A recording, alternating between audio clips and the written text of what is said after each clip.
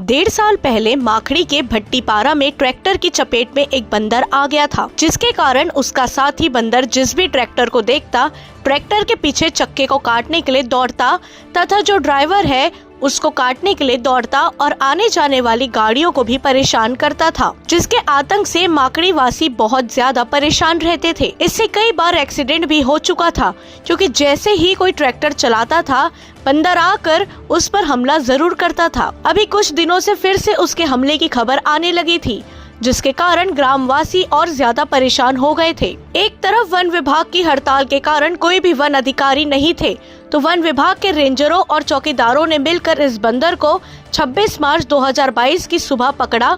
अब सभी ग्रामवासी ने राहत की सांस ली। रेंजर सूर्य प्रकाश ध्रुव ने बताया कि यह बंदर करीबन 1.5 साल से लोगों को परेशान कर रहा था, जिससे आज निजात मिला। लोगों को बड़ी मुश्किल से इसको पकड़ा गया। हमारे वन विभाग के स्टाफ के लोग हैं, वह भी हड़ताल में जाने के कारण भी हम लोगों को दिक्कत हो रहा है और हमारे जो उच्च अधिकारी हैं उनके आदेश पर ही इस बंदर को सही जगह पर छोड़ा जाएगा। ग्रामवासियों ने कहा कि इस बंदर से निजात दिलाने के लिए हम वन विभाग का तहे दिल से धन्यवाद करते हैं।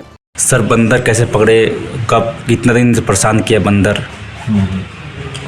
ये बंदर यहाँ माकड़ी में लगभग 1.5 साल से हम लोग परेशान थे इस बंदर से जी। और आज हमको निजात मिली इससे। आज हमने बंदर को पकड़ने में सफलता पाई है जी, है ना।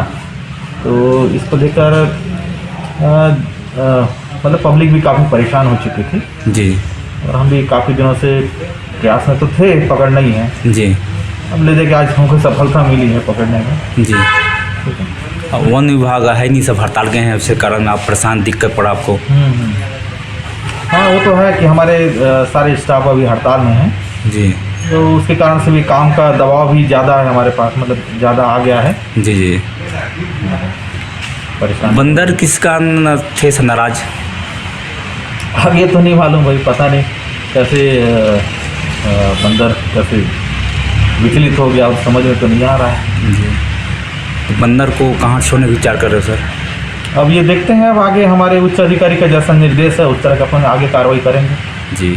धन्यवाद सर।